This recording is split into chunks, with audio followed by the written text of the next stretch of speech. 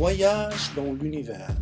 L'univers à la lumière des théories de création, hasard et chance, évolution, Big Bang, multiverse, le monothéisme et le polythéisme au plateau de discussion. Vous trouverez des liens vers la version anglaise et également la version arabe. On continue notre parcours dans l'univers avec l'épisode numéro 10.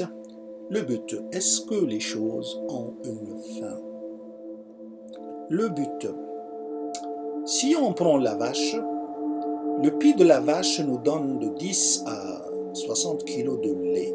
Par contre, le veau a besoin de seulement 2 à 4 kg. Pourquoi le reste? Pour quel but? On se pose la question.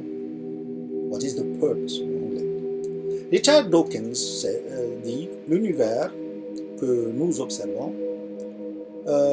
a des propriétés très précises. Mais il n'y a aucune preuve qu'il y a conception, qu'il y a purpose, qu'il y a but, qu'il y a fin, qu'il y a le mal, qu'il y a le bien, etc. Donc il n'y a pas de purpose. La rate du nourrisson contient, cet organe contient suffisamment de fer pour 2 ans. Et le lait de la mère ne contient pas de fer. Alors, il y a des choses qui se comportent. Il y a un but, il y a un purpose. Quel but? Si on prend le poussin, lorsqu'il est dans la coquille, ce poussin-là, il a un petit morceau qu'on voit ici, à gauche. Il y a un dent sur son bec. Et ce dent-là, ça permet de casser la coquille, la croûte. Et ce dent-là, qui a fait son travail, il va tomber après quelques semaines. Donc, ce don-là a un but. Ce don-là, quel but? C'est ça que la théorie de l'évolution par sélection naturelle, à l'aveugle, résout le problème. Est-ce que c'est vrai? Oui, parce qu'il y a eu des tentatives dans l'univers, 1000 fois, millions de fois, milliards de fois, et les choses ont fait que le poussin a une dent sur son bec. Et ça sert à casser la croûte. Oui, ça sert plus, donc ça va tomber. Comment on trouve cet arrangement-là? Oui, parce que à force de faire les choses, la fréquence, lorsqu'elle est grande, la fréquence de faire les choses, de faire des tentatives, ça donne un bon résultat à la fin. C'est la théorie de la sélection naturelle. Et la théorie de la sélection naturelle, c'est pour quoi faire? Pour donner de meilleures chances de survie à l'animal, à l'espèce. L'évolution du pied de la vache, par exemple, que la vache au début, son pied donne seulement 3 kg, 4 kg de lait. Mais ça a évolué. Dans quel sens? Dans le sens de la survie de qui? De la vache elle-même, de ses petits, des veaux.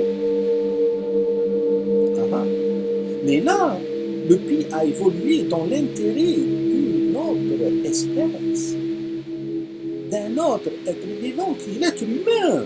C'est l'être humain qui va profiter de ça. Ça n'a pas évolué tel que le dit le principe de l'évolution. Peut-être c'est un hasard.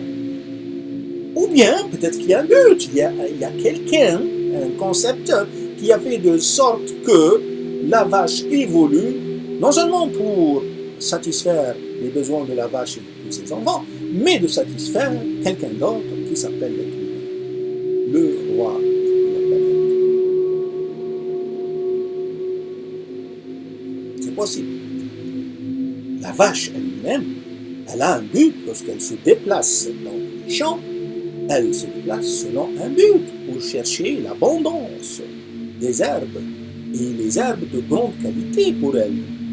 Et donc, lorsqu'elle se déplace avec sa tête, elle mange avec abondance, elle mange beaucoup, et elle mange la meilleure chose qu'elle trouve.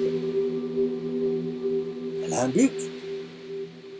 Une force aveugle produit un univers sans but, dans lequel les êtres, y compris les êtres humains, se comportent selon des buts. Ah, c'est un paradoxe.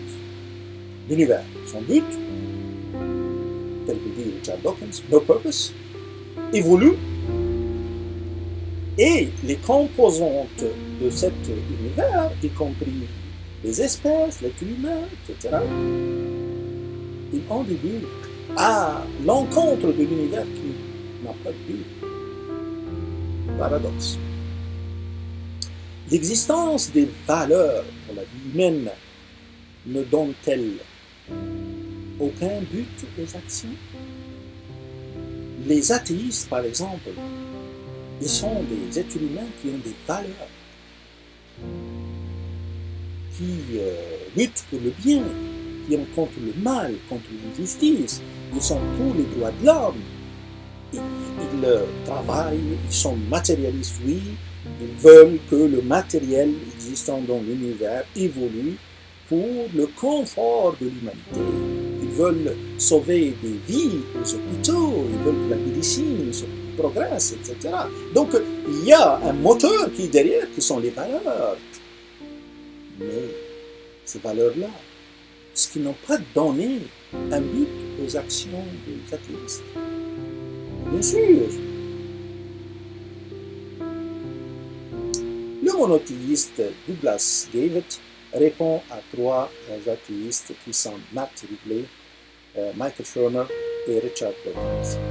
Matt Ridley, who spoke earliest, spoke of pattern versus purpose and suggested that what we have demonstrated is pattern, but what we can't observe is purpose. There's function as a function of pattern, but still no purpose towards which these things are moving. And then he spoke of progress. We are experiencing progress. Progress in our scientific understanding of the world and in our use of this understanding in developing technology that helps us make our way in the world. But what is this idea of progress if it's not a concept of value? Something that is ultimately of some good value. What makes this a point of progress unless it's just simply change, movement from one state to another? It has to be progress only on the condition that the movement is towards something better. And the idea of better imports the notion of value. But it seems to me that his conception of pattern without purpose leaves no room for value. Alors, quel est le sens du progrès s'il n'y a pas de valeur? Et ce sens de progrès, c'est le purpose, c'est le but. Le Créateur, qu'est-ce qu'il a gagné à travers la créature? Donc, on dit pourquoi l'univers existe? Parce qu'il a été créé par un créateur. Ok. Supposons que c'est vrai. Maintenant, la question qui va après, ce créateur, qu'est-ce qu'il a gagné en créant ça? Pourquoi il a créé l'univers? Ah, si vous me posez cette question-là, j'ai besoin de savoir comment le créateur pense. Si vous me dites, votre frère, pourquoi il a choisi telle fille pour la prendre comme épouse et non pas d'autres filles? Telle autre, bien telle autre. Alors, comment je dois le savoir? Je sais qu'il a demandé un mariage pour concevoir une institution, une nouvelle institution qui est la famille. Mais pourquoi telle fille? Qu'est-ce qu'il a gagné en choisissant telle fille? Alors là, je dois rentrer dans sa tête. Et je dois savoir quels sont les critères qu'il a pour la femme de sa vie. Si tu me dis, le Créateur, pourquoi il a fait ça? Qu'est-ce qu'il a gagné? Je dois savoir comment il fonctionne, quels sont ses critères. Mais ça, c'est quelque chose que je n'ai pas. Donc c'est une question qui ne se pose pas. Par exemple, si vous laissez votre enfant à la maison, et puis vous revenez plus tard, vous trouvez la machine à laver dans votre chambre, dans la chambre à coucher. Et demandez à l'enfant qui a amené ça. L'enfant peut répondre comme suit. Je ne sais pas.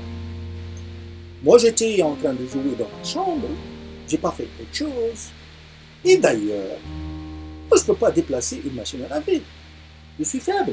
Je n'ai pas assez de puissance pour déplacer une machine à laver. Je suis un enfant. C'est une réponse très convaincante.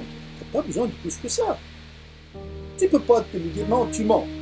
Pourquoi tu mens? Parce que si tu ne mens pas, alors dis-moi qui l'a déplacé. Non. Même s'il ne te dit pas qui l'a déplacé, il ne mentait pas. C'est vrai, c'est pas lui. Il est resté dans sa chambre. De plus, peut-être qu'il n'a pas la clé de votre chambre à coucher.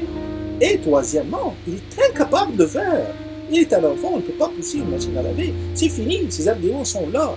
Tu ne peux pas lui dire, explique ton explication. Alors, si ce n'est pas toi, alors qui donc? Et comment il a eu les clés? Et quand est-ce qu'il est venu? Il n'est pas censé répondre à ceci. Donc l'explication de l'explication n'est pas demandée.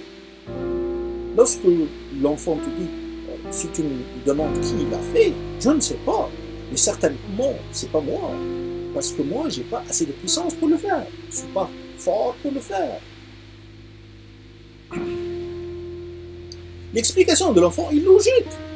L'enfant n'est pas obligé de savoir qui est rentré dans la maison et comment il est rentré, quand est-ce qu'il est rentré, quelle clé il a utilisée et pourquoi il a poussé la machine, l'a déplacée de son emplacement.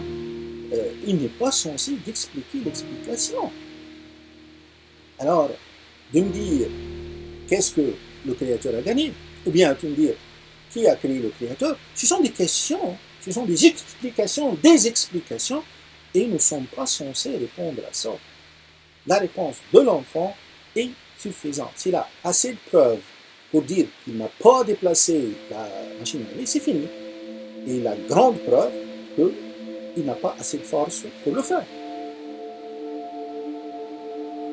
L'enfant n'est pas obligé d'expliquer comment pense celui qui a déplacé la machine à laver. Donc moi, je ne suis pas censé expliquer comment pense le Créateur qui a créé l'univers. Pourquoi il l'a fait, il s'amuse ou quoi, je ne peux pas te dire. Et je ne suis pas censé le faire.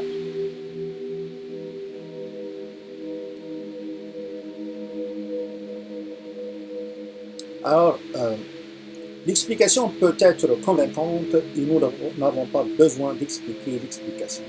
Parce que si on explique l'explication, on doit expliquer l'explication de l'explication, puis l'explication de l'explication de l'explication jusqu'à l'infini. Et on a dit, lorsqu'on s'enchaîne jusqu'à l'infini, le sujet n'existe plus.